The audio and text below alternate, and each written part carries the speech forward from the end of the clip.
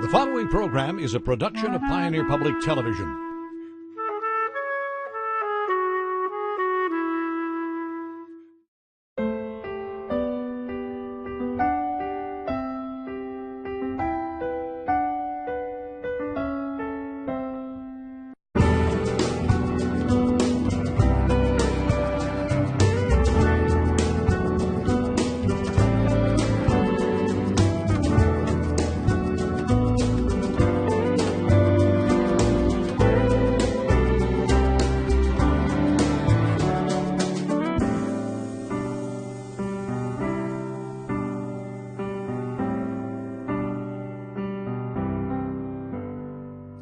Hello and welcome to Compass, a production of Pioneer Public Television. I'm Les Heen, your host for Compass. This is a weekly discussion of public policy and important issues facing our viewing area. This week we will look at how different cultures view rivers and water in the region. First, the story of how one walk along the Minnesota River has sparked interest in our region about water quality awareness. For more on the Nibby Walk, here is a report from Laura K. Prosser. Sharon Day has walked many rivers in her life, most recently the Minnesota River, as part of a native Nibby Walk, a walk that bridges culture, religion, belief, and even farming practices with water quality issues. Here's the story. One day I was listening to the radio and there was a woman, her name is Camille Seaman, and she was talking about being raised on Long Island, and one day her and her cousins were pulling the leaves off a tree. And their grandfather saw them doing this, and so they went over to them and they said, "Do you think that you're separate from this tree?" And they knew they were kind of in trouble, so he said, "I want you to sit here."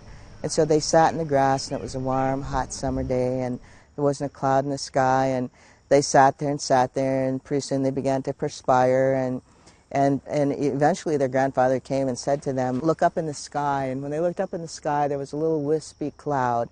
And he said, "You made that cloud. Your perspiration went up into the sky and made that cloud." And I thought that was such a beautiful illustration of informing people how everything is connected. And when I think about that story, I think about how our perspiration goes up and it creates clouds, and then the clouds rain.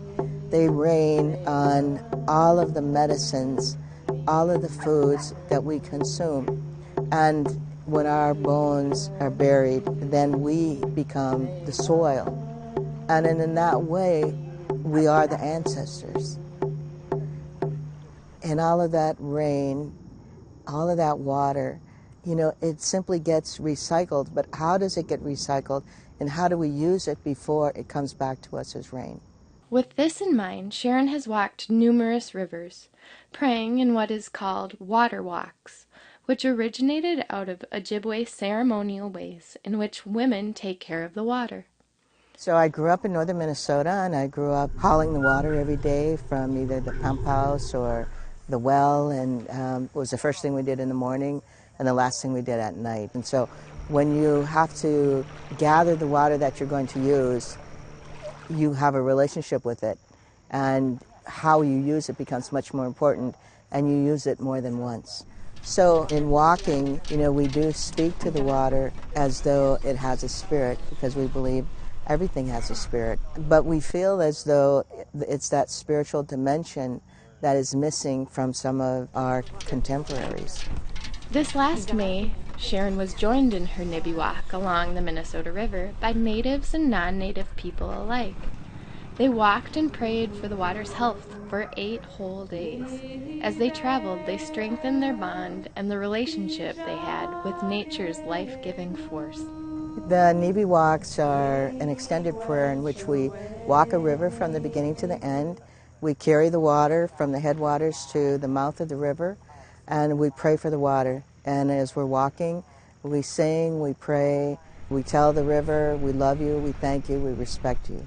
Once I was walking on the Mississippi River, and we were in Missouri someplace, and a reporter asked me, "What do you hope to accomplish?" And I told him, ultimately, world peace. And he said, "Well, can you explain that?" And I said, "Yes, because, at conception, we are about 98% water. And the more we age, the less water we have. And by the time we're about 50% water, we're ready to make that journey to the other world. In that way, then, we are water. And the more water we are, the healthier we are. And how we treat the water, if we can treat the water with love and respect and kindness, then if I'm water and you're water, then I'm going to treat you with love and respect and kindness. And ultimately, if we could get people to do that, then indeed we could create world peace. The Minnesota River Nibbiwak also revealed to many people, even Sharon, the water concerns in southwestern Minnesota. So all the water we have today is all the water we're ever going to have. We're never going to be able to make more or less. In southwestern Minnesota, all of the rivers and lakes are impaired. And so we look to see what was happening. We hope to see crop covers. We saw a few. We hope to see buffer zones. And, in some places along the Minnesota River Byway, the crops come right up to the road. There is no buffer zone. We saw pipes coming out of banks, running water into the ditch, into the river. Those are really sad things because the lack of cover crops, the lack of buffer zones, allowing the cows to walk through the streams, all of that creates the pollution that is impairing the rivers, streams, and lakes in southwestern Minnesota.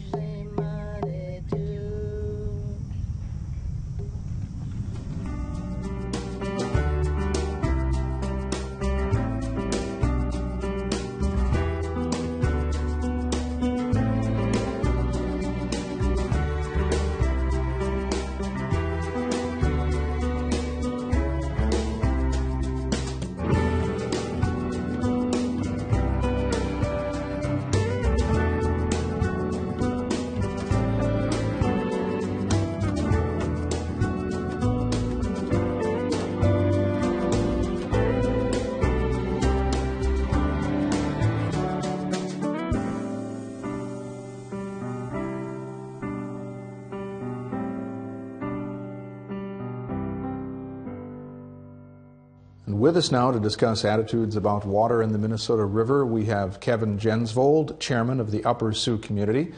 And also with us, we have Scott Sparlin, the executive director of the Coalition for a Clean Minnesota River. Chairman Jensvold and Mr. Sparlin, thanks for joining us on Compass. Good afternoon. Thank you. Happy to be here. Yeah. This is a sort of discussion where we could spend hours talking about the Minnesota River and water because it's so important to so many people in what we do. But let's just start with a look at attitudes toward the river and cultural perspectives toward the river, whether it's from environmental or sportsmen or from the Upper Sioux community. Let's start with that discussion. And Chairman Jensvold, I'd like to talk with you about what you think are some important things that we need to be thinking about when we talk about the Minnesota River. Well, from my mother's people, from our perspective, we say Makasi Tomni, Mitaki Awasi, which means all around this world, everything is related. It doesn't just apply to human beings, but applies to the environment as well as the trees and the stones and the air and the water. All of these are critical components to the health of we say Kunshimaka, this grandmother earth, which we envision as a living entity that is affected by all of the choices we make as human beings. Her health is our greatest concern. And for a healthy earth provides for the greatest return to our people as far as the things that are provided, through it. The water, considered much like the blood of a human being. It is the giver of life. It is the source of life. Everything else is dependent upon it. And if we as human beings are going to continue to thrive and prosper upon this earth, we need to be mindful of that fact, that it is the most sacred medicine known to the Dakota people. And Mr. Sparlin, your perspective?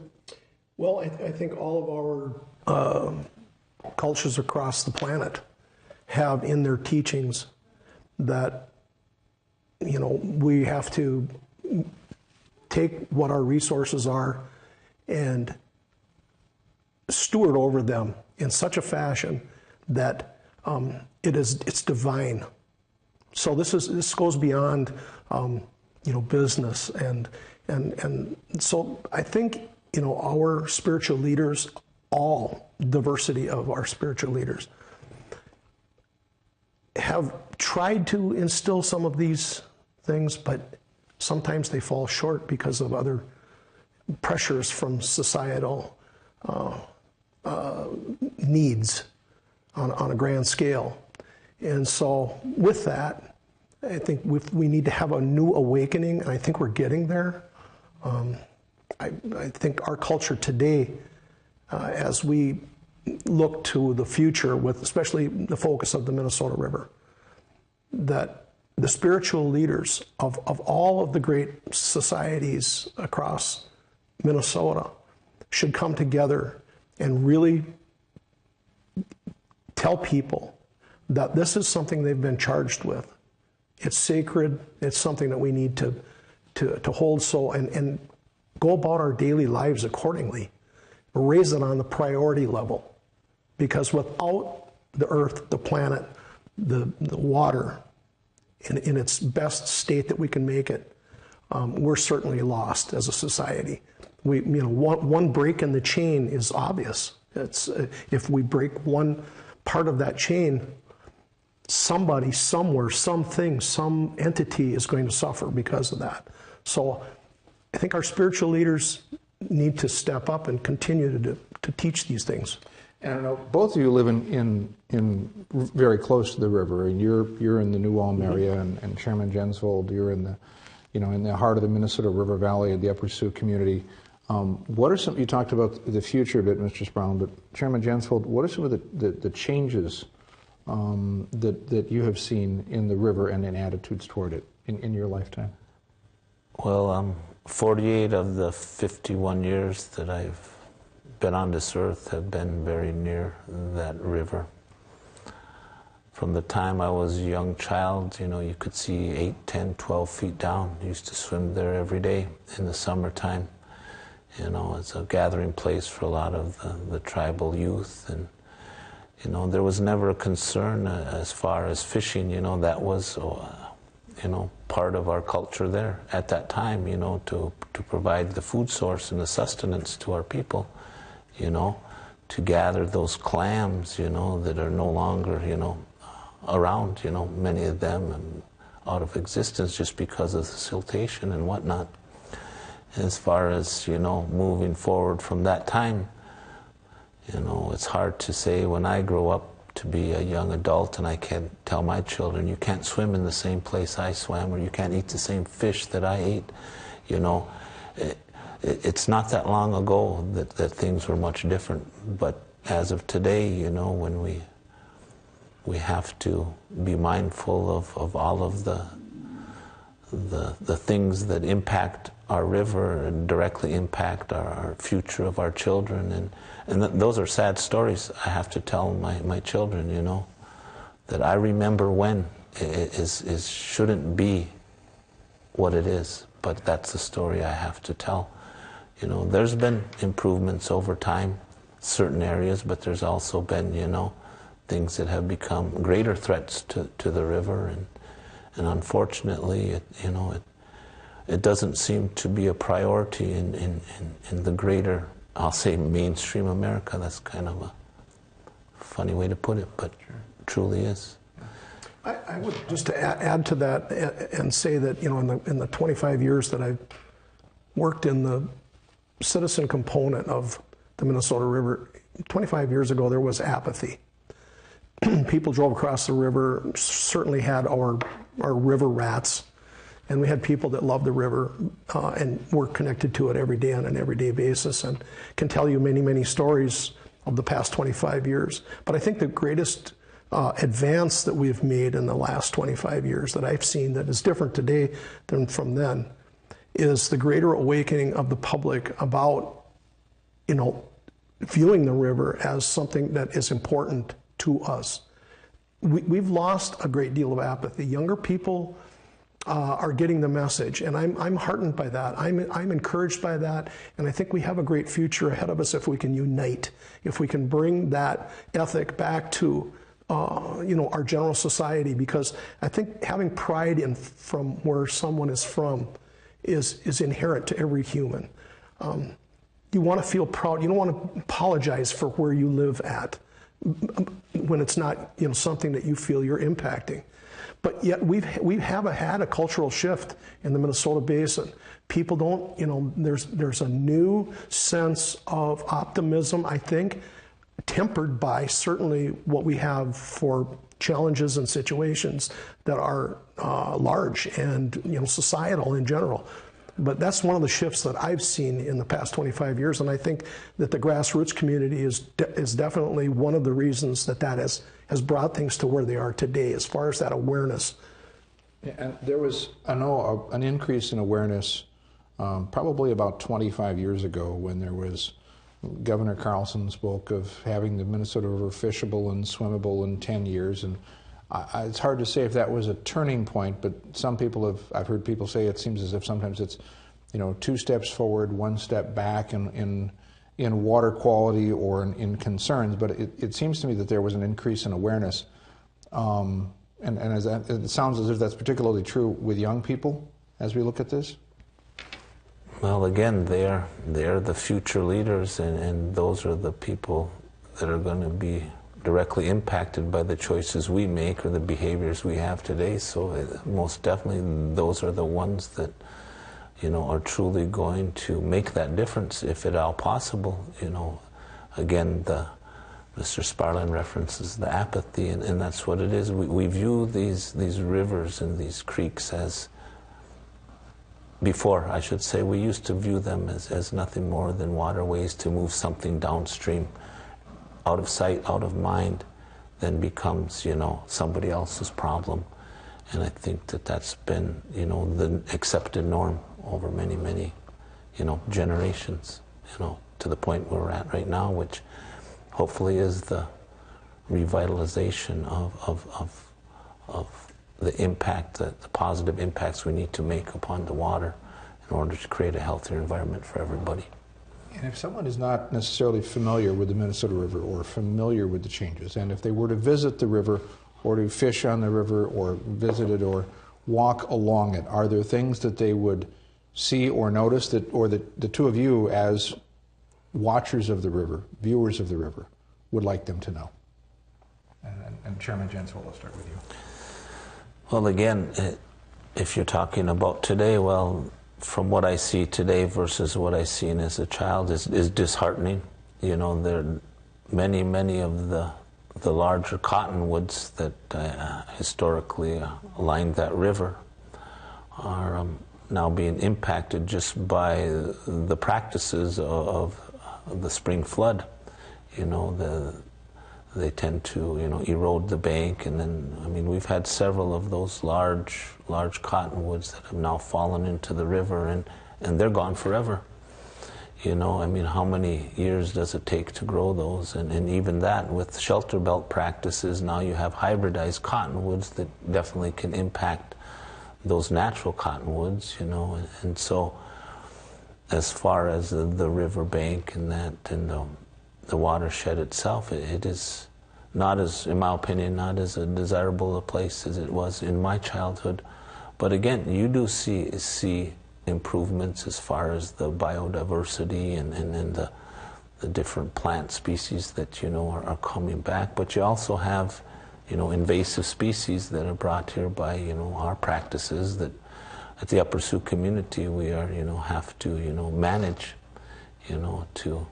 to better protect the ecosystem we're engaged in. Mm-hmm. I'm involved in trying to reintroduce people to the river. So many people have never been down to the river and really taken a good look at it, have never had a boat ride, have never gone in a canoe, have never fished the Minnesota River. It's a magnificent cultural gem. It has a fantastic fish population. It has stupendous rock outcroppings to look at. It has so much majestic areas that are so special and so visually recharging to one's soul.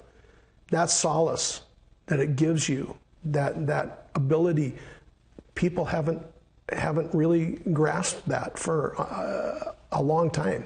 And so we're reintroducing people. I think the first people that came here were focused on just trying to make ends meet. They cut trees down they probably shouldn't have. They did things they probably shouldn't have done. In hindsight, it's all easy, but what we have is today. And I think moving forward, showing people the true gem that this is, the true part of Minnesota. It's our state. We have inherited this, and so going forward, if more people recognize what we have today and recognize it as it is special and important and fun. It's a great place to be. I just can't say enough good things about it. And once people have that prize at the end of the tunnel, that light that is going to draw them, once they have that, they are going to go forward and act as it should be done. When you say act as it should be done, you mean act in terms of appreciating it? Not only appreciating it, but I think become active. I think become activists, advocates, people that are for that river and for the system, because it is our lifeblood. It's what runs through our veins, our bodies, our water. And we all know that. We teach our kids that. But let's go beyond that. Let's start to make the changes that are going to have to happen. Let's take what we have here and point it in the correct direction. We don't need to throw out the baby with the bathwater. We have what we have, but we can take and move society over here with what we have just by our mindset, our change, our unification, moving forward. We can make some great things happen, and I think we could make some progress that we've never seen. Not to contradict Mr. Sparlin, but as far as inheriting this land, our culture says that we've been in this river valley for 10,000 years and we'll be here for 10,000 years more. And as responsible caretakers of our environment, the history of our people and the reservation system says we are directly impacted by outside influences that we have no control over in this day and age, unfortunately. So we have to react to a lot of these, outside influences and try to make the best we can. That's just the situation we have today. But as far as I agree with Mr. Sparlin, you take that boat ride, and maybe I am cynical because I remember a different time and a different place. But yeah, the outcroppings and the fish and the populations that are there, very wonderful and beautiful. We refer to God as Wakuntaka. Wakuntaka created all these things for us. And as human beings, if we cherish them in the proper way, they will come back.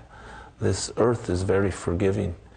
We can damage her to a very extreme extent, yet she will continue to rebound and rejuvenate and recover from all of our activities. And that's the hope and the vision, I believe, that environmentally aware people will have. It's possible to change things. Coming up here, that water that came from the sky, pure water, Makasi, Tony, Mitakiawasi, all these forces that are around us help to recreate something that is pure and wonderful. And some of the things that we think about, as I listen to both of you talk about the river, one of the things that it may be for people who are watching this program, they may think about an introduction to the river, which may be as simple as walking along it or getting in a boat and going down the river, because people may drive over it, they may drive by it, but that is a very different thing culturally from being on the water or sitting next to the water or taking the time and viewing it. So is that another sort of emerging trend that we see for a cultural understanding is people actually taking the time to be there and appreciate it differently? Well, I would certainly say so. It's our boundary waters of southern Minnesota, of southwestern and southern Minnesota. The desolation that is down on the river, most people have not experienced. You mean the quiet? The quiet, but there's areas if you were not knowledgeable that just beyond the bluff is a cornfield, you would think you were in somewhere else. You were not where you were at. So yeah, I think that's a big part of it is getting people to the river, touch the river, look at the river, smell the river, just all of those things like that. Yeah. From our perspective, that river was the travel corridor historically of our people. Any water system is going to be utilized in that fashion by anybody. So we have a rich history of many places, many sacred places along that river that, could benefit from a rejuvenated state of the water quality. So, we always pray for that. And ultimately, we think 7 generations ahead, and looking forward, we need to make changes to our behaviors as human beings to make that a better place for the future, generations. A lot of ideas here to think about as we look at the river. We only have a minute or so left. Suggestions for people who may want to learn more about the river? Is it as simple in many cases of going to a park along the river, or taking a boat down the river? Is that a great way for people to get started in understanding more about the river? Well, I would say read as much as you possibly can about the river, about the river's history, and so on. There are many places to go to. I would say the Minnesota River Basin Data Center at Minnesota State University is a great place to go and find out about some technical aspects about the river and that. But that's a great place to start. At the Upper Sioux, we have an environmental department, water quality specialists. We monitor that river, on a regular basis, and we'll more than welcome anybody to come to our homeland and to engage us in discussions, or we can take tours. We're very, very willing to respond to anybody's requests. Okay. Chairman Kevin Jensvold of the Upper Sioux community and Scott Sparlin of the Coalition for a Cleaner Minnesota River, thank you for joining us today on Compass. My pleasure. Thank you so much. That's it for this week on Compass. Join us next week as we discuss and take a closer look at the Marsh Lake project along the Minnesota River.